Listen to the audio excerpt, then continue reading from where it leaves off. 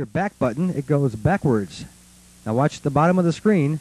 There it is flashing. By using the jog and shuttle wheel, moving one notch, you actually have an entire alphabet and punctuation set to give you your titles. Right before the letter A is a blank space.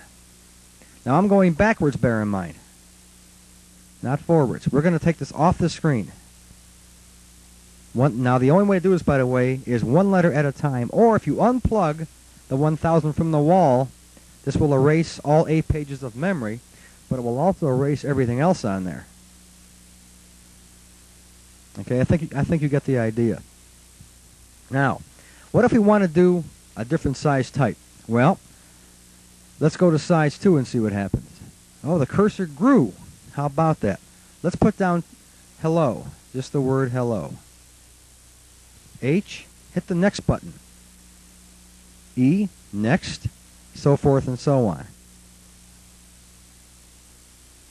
By the way, for those of you who are tech freaks, you can also hit the plus and minus button, which changes your channels, and this will advance a lot faster than this. Once you have what you want, it's a very simple matter to put it on the screen, and this will record, by the way, if you're making a videotape on the machine. This will record. All right? That's size number 2. Let's see what size number 3 looks like. A little bit bigger. Okay? Let's see what size number 4 looks like. Monstrous. Yes, this is the biggest size. And by the way, something that Kerry pointed out to me, as the size of the letter increases, the depth of the background decreases. You can almost see through the black background there. As the letters get smaller, the background's much more intense. Okay? Enough for the data screen and the title insert. And by the way, another new feature of this machine is something called black screen. Say you're setting up a title for whatever you happen to be doing, and you want to change the title. Okay? Say you want to change it. This thing blinks, by the way, meaning you can play with it. Say you have some on-screen stuff going on live TV and you're really getting confused. There's a new switch called black screen, which makes the background of your screen black, just like that. And all you have is a black screen with whatever that you have left flashing. Okay? Very, very simple. Now you can go ahead and do anything that you want with your title. Very, very simple. Black screen, title insert. Not your typical standard VCR, is it, gang? Okay. One last thing I have to show you with the data screen. This machine has got a remarkable and very ingenious way of setting the timer. When you want to timer record some shows, watch this. That's right, gang. I'm going to put the black screen on for this because this can really get confusing, and I don't want to make this any rougher than it really is. Now, this is when you go to set your timer up. What you see is the time of day at the top, the date and everything else, and you actually get a 3-week calendar showing the range of your timer. You can begin timer taping your show today on Tuesday the 26th of May, or you can go into June up to June 13, which is a Saturday. This is actually a 3-week timer, and this will record 8 events within that 3-week period. Now you see the arrow flashing by the number 26. That means if you want to begin with May 26th, which is today, on the bottom you have kind of like a capsule summary of what's going on. The 1 is event number 1, week 1, the day, Tuesday, the date 5/26, the speed, beta 2, so forth and so on. Let's say I want to tape a show later today at noon. Bear in mind it's now 2:54 a.m. All you have to do is, since we agree we want to begin today the 26th, you hit the next button. Watch what happens. You now have a clock, a 24-hour clock, also flashing. Notice on the bottom, by the way, it's flashing 2 a.m. because the machine knows it's now 2:55 a.m. Let's advance the jog wheel once again to noon. Watch the arrow move, by the way.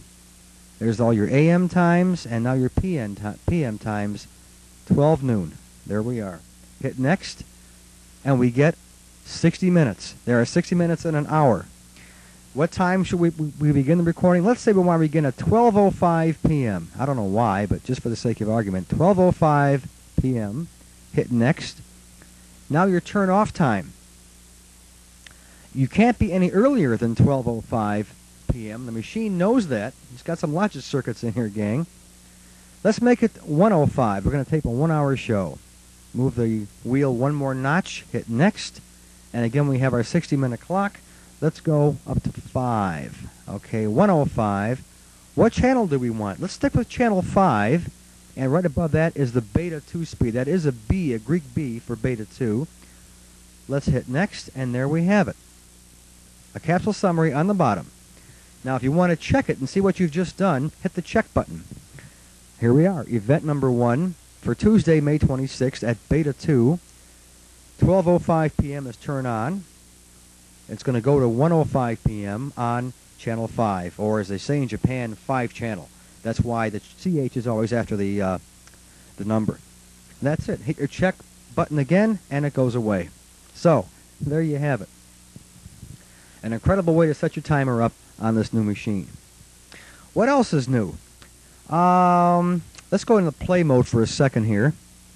Don't mind my blank TV screen. All right, let's take the data screen off. One of the other new features on this machine is something called time remaining. This is a really incredible feature. Have you ever put a tape in the machine in your VCR and you wonder how much time is left at a given speed? Here we have a tape running at beta 1. Okay, B1 still. All right, beta 1 played. This is the beta 1 tape. It happens to be an L750, which is 90 minutes at beta 1. You hit your tape remaining button. Bingo. Remaining is 53 minutes. Now, there's a tape select switch on the machine for different lengths of beta tapes. Now, I'm in the wrong mode right now. I'm in the L500 mode. If this were an L500 tape, I'd have 53 minutes remaining on the tape. Move it to an L750, it increases to 1 hour and 9 minutes. If I'm using an L830 at beta 1, I have 1 hour 27 minutes left. Now the remarkable thing about this one feature is the fact that you can put a tape in anywhere in the tape. You can have the tape halfway wound or 3/4 of the way used up, and this thing will still correctly calculate how much time's left on that tape. You can have a tape in the machine that has a few feet left, a few winds at the end, and this thing will still tell you 1 minute, 2 minutes, whatever the case might be. Really an incredible feature. And by the way, again, you're looking at the data screen on the TV set, but there's also a display on the machine. The clock turns into 1 hour 25 minutes when you hit this display. So if you don't want to use your data screen for all these functions, all these displays are available on the SL-HF1000 itself. Something else on the machine that's really incredible is a new feature called Time Search. Let's activate it and see what happens. Then you put a tape in at the beginning of the tape, and you want to go, say, 10 minutes into the tape and start playing or recording. Okay? For some reason, you have a tape that's wound back to the beginning, and you just know that 10 minutes into the tape is a segment that you want to play. Just for argument's sake, we're going to put a tape in, wind it back to the beginning, and fast forward this tape by 10 minutes. And we'll see what happens to it. Okay? Okay, we have now changed tapes. What you're looking at is live TV. Let's put a tape in here for playback.